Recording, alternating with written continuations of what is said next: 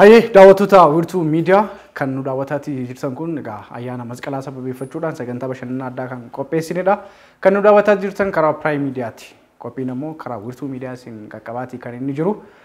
Amma immoo walaloo bira geenyee jirra. Waloo bal'inaa waaq jira waliin yeroo gaarii isin faana qabaachuudhaaf jirra. Baga nagaan dhufte baga keessa. Baga nagaan nu idda. Baga walumaan gee. Ayyaani bareeddudha. Egaa ayyaana walaloodhaanis ni dabarsina jechuudha wiirtuu miidiyaa. Ammoo walaloodhaan isin bohaarsuu yeroo gaarii isin faana qabaachuutti jirra. Mee ayyaanaaf walaloon akkami? Ayyaanni masqalaati. Ayyaana Oromoo biratti baay'inaan kabajamudha. Akkuma sila dubbatamaa ture baay'inaan ka'eera. So ani ayyaanaaf walaloollee walitti dhufaa waan jira amantaa kana hin qabu. Nyaatumaa fi ayyaana qofatu walitti dhufattee yaaddamu? Just aadaan uummatichaa akkuma jiru ayyaana kamirratti iyyuu aadaa qabuun mitiiree namni kan inni kabaju. So sana keessa jira garuu walitti dhufeenya addaa qaba wanta jedhu hin qabu. Ayyaantummaa walaloof ayyaanaa seeran kana walitti hidhanii wal fakkaataa laa yoo si gaafachuu fedhe malee. Yaa walaloon ayyaantummaa kan jedhutti ani almost dhibbaa tun taane amma ta'edha. Jechuun walaloon kennaadhaan nama mana sanatti namni waanuma kennaa qabu hojjeta. So kennaa sana immoo kennaa qofaan hojii ta'uu hin danda'u. Ani sanatti namanu kennaa sana gabbisuun irratti hojjechuun seenaa dubbisuun malee walalooma kennaan qaba jettee baatee dubbattuu fi akka jechuun walaloon fakkeenyaaf kutaa 5 kutaa 6 elementary taanii walaleessunuu fi walaloon amma hojjennu tokko miti. So guddachaa akkuma dagaagsaa akkuma deemtu hundumtuu jijjiiramaa deema. Kennaadhas ayyaantuu namni walaloo barreessu ayyaantuu akkuma ta'e sana dagaagsuun immoo waan tokko jedhee namana. So lamaan isaati ayyaana wajjin immoo kan inni walitti dhufu. Galatoomii egaa nus walaloodhuma kee irraa dhuudhaaf daawwattoonni keenya sammuu dhangaa ayyaanaa kan nyaatanii kan dhugaa jiranitti dabalatanii dhangaa sammuu kan nama bohaarsu kan nama bashannansiisu akkuma amma tiim koofiin waliin turre namoota biraa waliin taa'isne walaloodhaanis bashannanuu bohaaruu qabu jenneeti kan si waamne waamicha keenya kabajjee argamuu keetiif hedduu si galateeffanna. Si duukaa egaa wantoota baay'eetu dhufe wantoota baay'ee fiddee dhufte kana keessa haa eegallu. Ani walaloo jaalalaa irratti xiyyeeffadha yeroo baay'ee. So har'as sanuma fidadhee dhufe. Okay tokkoon irraa jedhan. Miidhaginniif simboon jireenyaa ifee sirraa calaqqisu. Fooliin urgaa keetii simboon qaama keetii fagoo nama harkisu. Qilleensi somba keerraa afaanii funyaaniin alatti yaa'ani. Dheerinni hojjaa kee akka morma sattawwaa onnee nama dha'ani. Qallinni dhiikeetii hanga erbee bexxelleellee kan waliin qaban. Dhiirri hunduu si argu gaafa si millatu iji isaa libsatee kan lafan ijjenne. Rifeensi mataa kee akka fo'aagaa gubbaa marmaratee dugda kee gubbaa ciisu. Gobbuun nyaara keetii qarri funyaan keetii safuu harka uumaa kan nama jechisiisu. Dharraa miidhaga keen yaadaan fagoo deemee maleekni akka namaa garuu numa jira jedhee namni kan si shakku. Akka kee ta'utti hanga kee ga'utti ofiisaa tuffatee ciqilee of ciniinee uumaa isa uume dheekkamee akka yakku. Hanga as geessutti uumama dacheerraa ati adda jedhamtee. Akka wanta waaqni qofaatti si baasee addaan si kalaqee fira waaqaa taatee namummaa dhorkamte. Gita uumamaa duraa fakkaattiin akka keeyyonnaa barbaadame tasa kan hin jirre. Dheerinni guyyootaa yaa'aan baatiiwwanii waggaadhaa waggaatti walitti harkalaatu kan siin hin jijjiirre.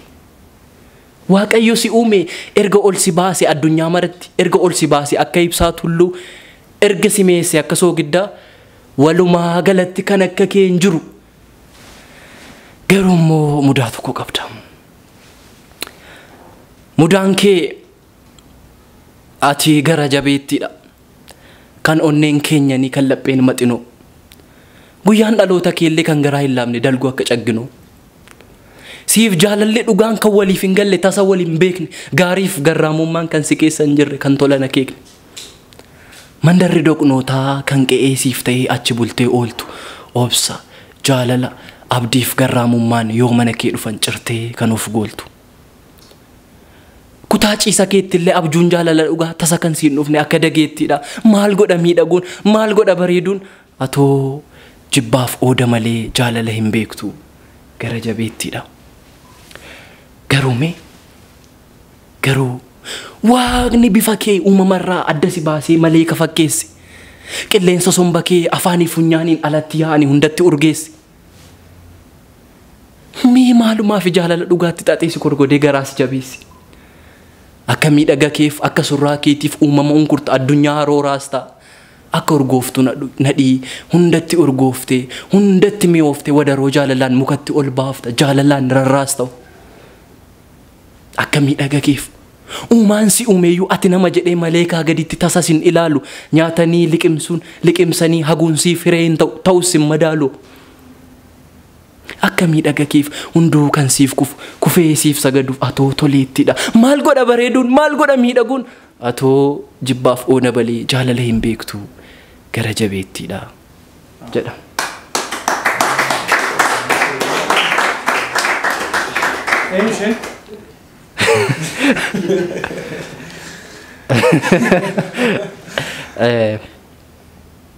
Walaloo jaalalaa gafan barreessu abalu jedhee hin barreessu maaliif hin jaallanne ammaa fi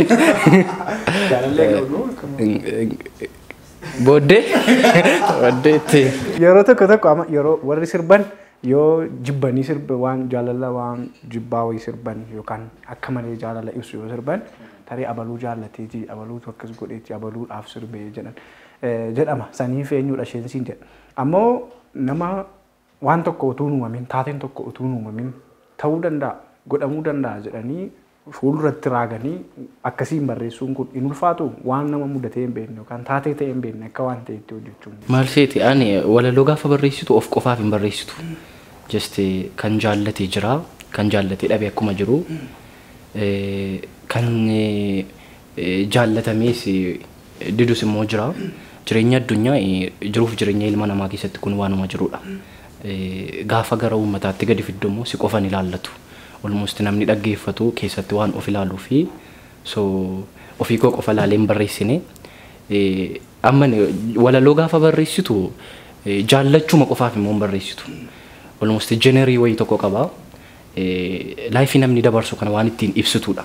Malee callumattee durbuma tokko jaallattee fi waanuma sitti bareeddeef jajja qofaa osoo hin taane generaalii gaafa walitti fiddu immoo bifa aartiitiin gaafa dhiyeessitu bifa ogummaatiin just namni wanta sana daawwatu keessattis of ilaalaa bifa aartiitiinis waan ilaaluu fi kan siingelii yookaan kan nama qeenxee miti jechuu barbaade.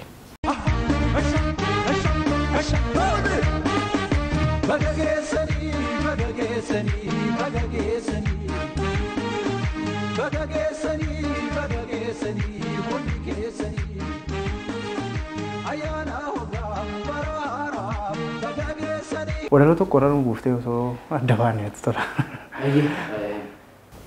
Ammas walaloo jaalalaati.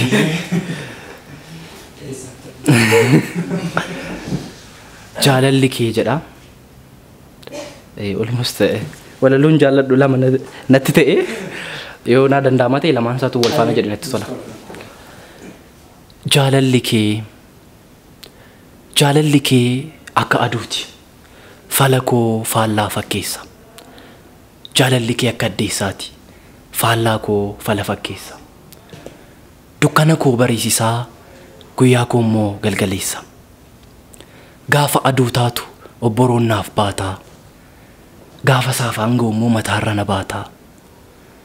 Gaafa dukkanaa'u na dhiistee godaantaa. Gaafa addeessa taatu dukkana keessaa cululuqxaa. Duumessa jala hulluuqxaa. Takka iftee takka dhaamtaa. Dukkana keessaa na waamtee dukkanumatti immoo na laattaa. Egaa maaloo aduus addeessas taatee na miidhaa na fayyadaa. Takka argamaa takka badaa qooda jiraattu. Gaafuma ba'uu jala geessu yookaan dhiyuu jala geessu ga'ee aduu yookaan addeessa ta'ee jedha. Kanaaf immoo bubbeewwan gammoojjiidha walaloo kana baay'een jaalladha. Bubbeewwan gammoojjii gaafa ol bubbisan walitti marsanii walitti uursanii lafaa gara samii samiidhaa lafatti dachee gidirsanii dhukkeen dachee raasu kattaa dadayyaasu simboo waaqni uume bareeda uumamaa dachee irraa harcaasu. Kaabaa kibbaa bahaa dhiyaa hallayyaatu guuta gaaratu dhidhimee jigee ta'a laga. Bareeda uumamaa simboo waaqni uumetu isaaniin xollaga. Kattaa dadayyaasu galaana adda baasu qilleensa hunkuranii cabbii waaqa harcaasu. Uumama isaaniin dacheen bifa dhabdu surraan ishee dhumee garuu immoo bubbeewwan gammoojjiis waaqatu isaan uumee jedhama. Galatoomii irra deebi'uudhaan ammallee baga geessinsiin jedha. Atis namoota ittiin baga geesse jechuu jaallattu yoo qabaatte caraasaan sii kenna kanumaan fayyadamu. Eeyyee sana dura xiqqoo waan tokko dubbadhee dhaabuun barbaada. Almost walaloo gaafa jedhamu amma walaloon Oromoo baay'ee ba'aa jira amma namoonni hojjetanis ba'aa jiru baay'ee jijjiiramaa jirasi. Ani social media irratti akkan hojjedhuuf dhiibbaa namoota irratti godhatuun galateeffadhee natti tola. Asuma jiru baay'een isaanii Waaqoo Geetaachoo milkeessaanis hiriyootuma garuu na gorsu na jajjabeessu waan hundaatiin na bukkee dhaabbatu. So walaloomani waraabii social media irratti dhiyeessu illee Waaqootu na waraaba. So hamilee gaarii natti horanii hojii babbareedaa akkan hojjedhuuf na gargaaraa jiru. Jalqaba irratti isaan galateeffachuun barbaada. Baga geessanii isaaniin jechuun barbaada. Kanatti aansuudhaan maatii koo abbaa fi haadha koo obboloota koo akkasumas firoota koo hundumaa hiriyoota koo bakka garaagaraa kan jiraatanii walumaa galatti immoo uummata Oromoo akkasumas warra ayyaana kana kabajan hundumaanii baga geessanii ayyaana gaarii isaaniif haa ta'u jedha. Sifillee ayyaana gaarii siif haa ta'u galatoom. Galatoom ulfaadha. Baga geessanii hundi keessanii.